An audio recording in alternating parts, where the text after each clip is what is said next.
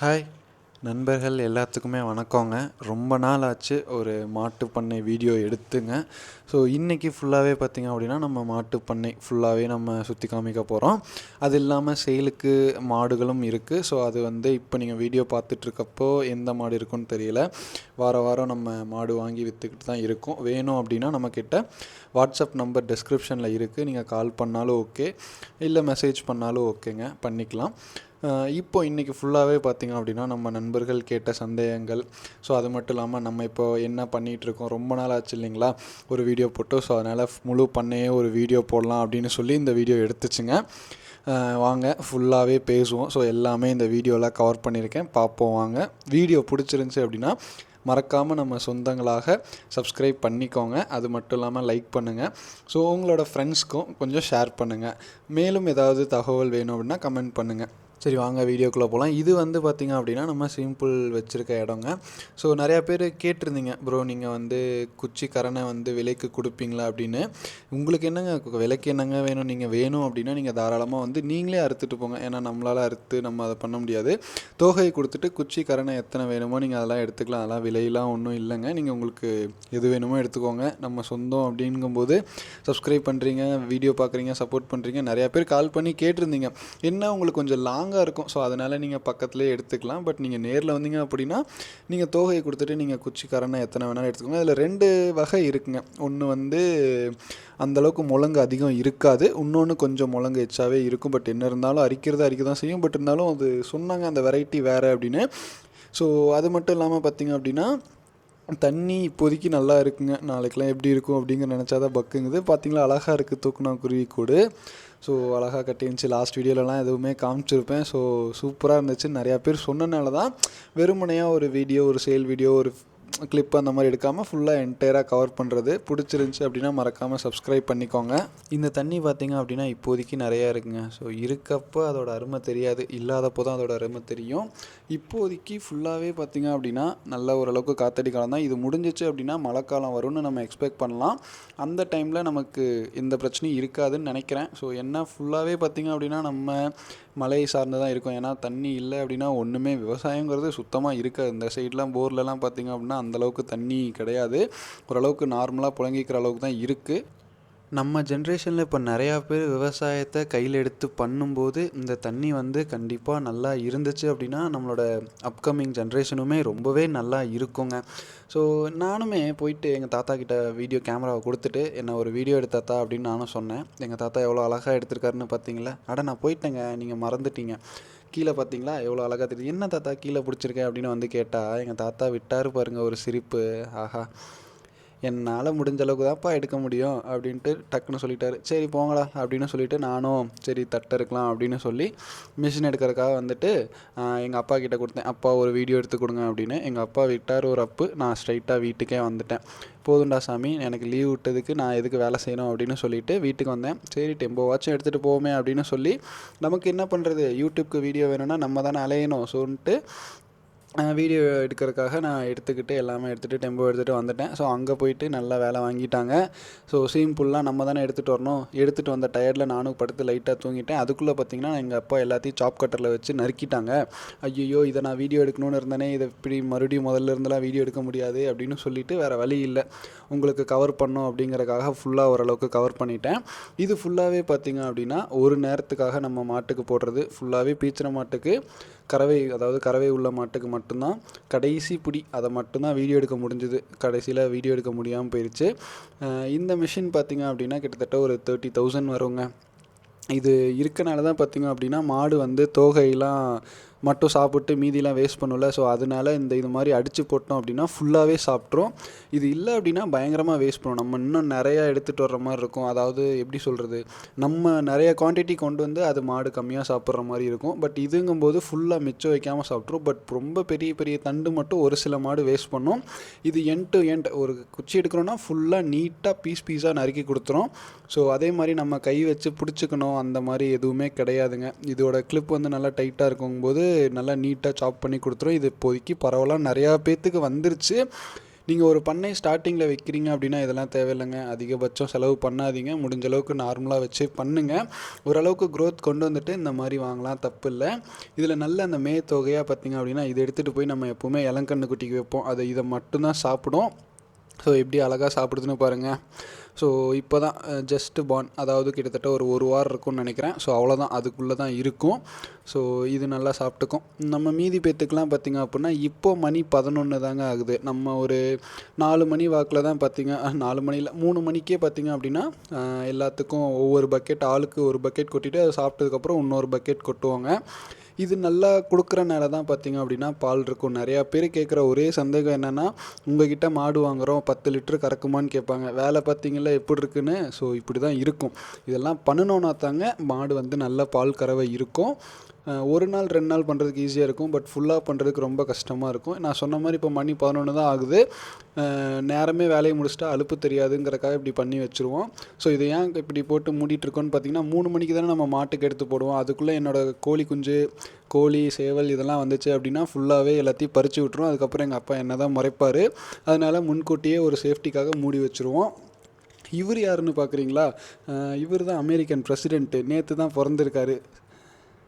ஆமாங்க, சேல்ஸ்க்காக வாங்கிட்டு வந்த மாடு கன்று போட்டுருச்சு. ஸோ கன்று நல்லா நிற்கிது. காம்பு பார்த்திங்க அப்படின்னா ரொம்ப சின்னதாக இருக்கனால கன்று பால் குடிக்கிறது ரொம்பவே கஷ்டம். நிறையா பேர் கேட்குறது என்னென்னு பார்த்திங்க அப்படின்னா, நாங்கள் மாடு வாங்கிட்டு வந்தோம், இளங்கன்று குட்டி பார்த்திங்க அப்படின்னா பால் சரியாக குடிக்கிறது இல்லை, அதனாலேயே பார்த்திங்க அப்படின்னா இறந்து போயிடுதுன்னு சொன்னாங்க. அதுக்கு மெயின் ரீசன் என்னென்னு பார்த்திங்கன்னா, கன்று ஒன்ஸ் கொஞ்சம் டயர்ட் ஆயிடுச்சு அப்படின்னா அது ரொம்ப பாதிச்சிடும். ஸோ அதனால் ஸ்டார்டிங்லேருந்தே அதுக்கு நல்லா நீட்டாக பழக்கி கொடுத்துக்கணும். இன்னும் ஒரு எப்படி சொல்கிறது அப்படின்னு பார்த்திங்கன்னா, ஒரு கன்று போட்டு ஒரு 2 நாளைக்கு பார்த்திங்க அப்படின்னா நம்ம அதை ரொம்ப கேர்ஃபுல்லாக பார்த்துக்கணுங்க. அதே மாதிரி வெயில் சீசன்லலாம் ரொம்ப ஜாக்கிரதையாக இருக்கணும். ஸோ தெரியாத நண்பர்களுக்காக தான் இந்த வீடியோ. என்னென்னு பார்த்திங்கன்னா, இந்த மாட்டோட காம்பு பார்த்திங்கனாலே தெரியும், நம்ம விரலில் பிடிக்கிறதுக்கே ரொம்ப சின்னதாக தான் இருக்குது. இன்னும் சிறப்பு அடங்குச்சு அப்படின்னா தான் காம்பு நல்லா நீண்டு வருங்க. அதனால் கன்றுக்குட்டி குடிக்கிறதுக்கு பார்த்திங்கன்னா ரொம்பவே சிரமப்படும். ஸோ அதனால் நம்ம தான் அதை குழந்தை கன்று இல்லையா, நம்ம தான் நல்லா பார்த்துக்கணும். நம்மளோட விரலை அந்த மாதிரி வச்சுட்டு கொண்டு போய் காம்பு கிட்ட விட்டோம் அப்படின்னா அது நல்லா குடிச்சு பழகிடுங்க. ஸோ இது எல்லாத்துக்குமே தெரியும். இருந்தாலும் ஏன் போடுறோன்னா, யூடியூப் பார்த்துட்டு நிறையா பேர் ஈஸியாக பண்ணை ஸ்டார்ட் பண்ணிடலாம் அப்படின்னு நினச்சி ஏமாந்து ஸ்டார்ட் பண்ணுறாங்க. அப்படி பண்ணக்கூடாது. ஸோ எல்லாத்தையும் தெரிஞ்சுக்கணும் அப்படிங்கிறதுக்காக தான் நம்ம வீட்டில் நடக்கிற எல்லா விஷயமே நான் வீடியோ எடுத்து யூடியூப்பில் அப்லோட் பண்ணுவேன். ஸோ அதை பார்த்து நிறையா பேர் பயனுள்ளதாக தெரிஞ்சுக்கணும் அப்படிங்கிறதுக்காக தாங்க பண்ணுறோம்.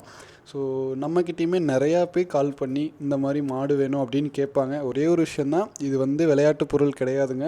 ஸோ பணம் இன்றைக்கி இருக்கும், நாளைக்கு இருக்கும். ஸோ அது வேறு விஷயம், அது ஒன்றும் பிரச்சனை இல்லை. ஒரு மாட்டோட இது சம்மந்தப்பட்ட இதிலலாம் நிறையா விஷயம் இருக்குங்க. இந்த மாடே எடுத்துக்கிட்டிங்க அப்படின்னா, நான் வீடியோ எடுக்கிறப்ப கன்று போட்டுது, ஆனால் நஞ்சு போடுறதுக்கு ரொம்பவே லேட் ஆச்சு. நாங்கள் உடனே டாக்டரை கூப்பிட்ருவோம். ஸோ அது இயல்பு தாங்க. ஸோ அதனால் எந்த பிரச்சனையும் இல்லை. ஆனால் பட் இருந்தாலும் கண்ணுங்கிறதுமா அதை பார்த்துக்கணும். ரெண்டாவது பார்த்திங்க அப்படின்னா, இந்த இடத்துல தான் ஆக்சுவலி கன்று போட்டுது. பட் இந்த இடத்துல கன்று போடக்கூடாது, கல்லெல்லாம் பக்கத்தில் இருக்குது. ஸோ அதனால் எப்போவுமே செனமாடு இருக்குது அப்படின்னா அது கன்று போடுறதுக்கு ஒரு வாரத்துக்கு பார்த்திங்கன்னா எப்போ வேணாலும் கன்று போடும். ஸோ அதனால் இந்த மாதிரி நல்ல வட்டத்தாரையில், அதாவது வட்ட கட்டுத்தாரையில் நம்ம கட்டி வச்சிடணுங்க. அதே மாதிரி கீழே கல் எதுவுமே இல்லாத அளவுக்கு நம்ம பார்த்து க்ளீன் பண்ணி விட்டுக்கணும். ரெண்டாவது அது ஃபுல்லாக டயர்டில் தான் இருக்கும். ஸோ அதனால் அதை இங்கேயும் அங்கேயும் பிடிச்சிட்டு போகிறத விட்டு அதுக்கு பதிலாக நம்ம என்ன பண்ணலாம் அப்படின்னு பார்த்திங்க அப்படின்னா, அதாவது மூவபுளாக ஒரு தாலி மாதிரி வச்சுக்கிறது ரொம்பவே பெஸ்ட்டாக இருக்கும். முடிஞ்ச அளவுக்கு பார்த்திங்க அப்படின்னா அதை ஷெட்டுக்குள்ளே கட்டுறதை தவிர்த்துக்கிட்டு, ஸோ இந்த மாதிரி தாலி வச்சு மரத்தடியில் கட்டணும் அப்படின்னா ரொம்பவே நல்லாயிருக்கும். நான் ஏன் சொல்ல வரேன்னு பார்த்திங்க அப்படின்னா, நமக்கு ஓரளவுக்கு எக்ஸ்பீரியன்ஸ் இருக்குது அப்படின்னா நம்மளால் ஈஸியாக பார்த்துக்க முடியும். நிறையா பேருக்கு யூடியூப் பார்த்துட்டு வர நிறையா பேர்த்துக்கு இதெல்லாம் தெரியறதில்ல.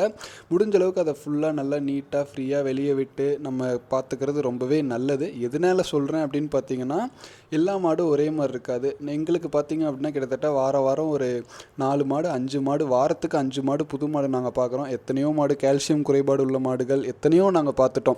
ரெண்டாவது அந்த மாதிரி மாட்டை நாங்கள் சேலும் பண்ண மாட்டோம். ஸோ இந்த மாதிரி நிறையா இது நான் பார்த்தனால எனக்கு அனுபவம் அதிகங்க. ஸோ அதனால தான் நான் உங்களுக்கு சொல்கிறேன், சினை மாடுங்கிறது ரொம்ப ரொம்ப ரொம்ப கண்ணும் கருத்துமாக நம்ம பார்த்துக்கணுங்க. ஸோ அந்த கன்று போடுற ஸ்டேஜில் அதை ரொம்ப டிஸ்டர்ப் பண்ணக்கூடாது, நல்லா ஃப்ரீயாக விட்டு பார்த்துக்கணும். ஸோ அதனால சொல்ல வர்றேங்க. ஸோ அதாவது நம்ம காட்டில் நிறையா பழகுனவங்க, அதாவது எப்படி சொல்கிறது, நிறைய எக்ஸ்பீரியன்ஸ் இருக்கவங்களுக்கு இதெல்லாம் பெரிய விஷயம் இல்லை. நிறைய பேர் இப்போ சிட்டியிலேருந்து ஐடி ஃபீல்ட்லேருந்து நிறையா பேர் மாடு வளர்க்கணுன்னு வர்றாங்க. அவங்களுக்குலாம் இந்த மாதிரி விஷயம் தெரியாது. ஸோ அதனால சொல்லிக்கிறதாங்க, வேறு ஒன்றும் இல்லை. இந்த மாடு பார்த்திங்க அப்படின்னா சூப்பரான மாடுங்க. ஸோ ஃபுல் ஒயிட்டில் செம்ம குவாலிட்டியில் அருமையான மாடு, பியூர் ஹெச்எஃப். ஸோ கொம்பு இருக்குது. ஸோ இதெல்லாம் பார்த்திங்க அப்படின்னா ஒவ்வொரு ஏரியாவில் கொம்பு உள்ள மாடுகள் தான் விரும்பி வாங்குவாங்க, ஒவ்வொரு ஏரியாவில் பார்த்திங்க அப்படின்னா மொட்டை மாடு தான் விரும்பி வாங்குவாங்க. எங்களுக்கு மொட்டை மாடு தான் ரொம்ப பிடிக்கும். பட் எங்கள் அப்பாவுக்கு பார்த்திங்க அப்படின்னா மாடு வந்து குண்டா வச்சா 10 லிட்டரு கறக்கணும் அப்படிம்பாங்க ஒரு நேரத்துக்கு. ஸோ சுழி சுத்தம் அதெல்லாம் எங்கள் அப்பா எதுவுமே பார்க்க மாட்டாங்க. ஆனால் ஒரே ஒரு விஷயம், அந்த மாட்டில் வந்து ஏதாவது ஒரு குறைபாடு இருக்குது. குறைபாடுங்க மீன்ஸ் அதாவது காம்பை தொடும்போது எட்டி வைக்கிறது, கொஞ்சம் கூச்ச சுபாவம் இருக்கிறது, அப்புறம் பால் வருமா வராதான்னு தெரியாமல் இருக்கிறது. ஏதாவது எப்படி சொல்கிறது, ஒரு 7 லிட்டரு கம்மியாக கறக்கிற மாதிரிலாம் கையில் கூட தொட மாட்டாங்க. எதனாலன்னா அதை வாங்கிட்டு வந்து நம்ம ஒருத்தர்கிட்ட விற்றோன்னா அவங்களுக்கு கண்டிப்பாக லாஸ் தான் ஆகும். ஸோ வாங்கிட்டு போகிறவங்க நல்லா இருக்கணும் அப்படிங்கிறதுக்காக தான் நல்ல சுழி சுத்தமாக இருந்தாலுமே நல்ல ஒரு குணமுள்ள மாடாக, நல்ல கறவை உள்ள மாடாக மட்டும்தான் எடுப்போங்க.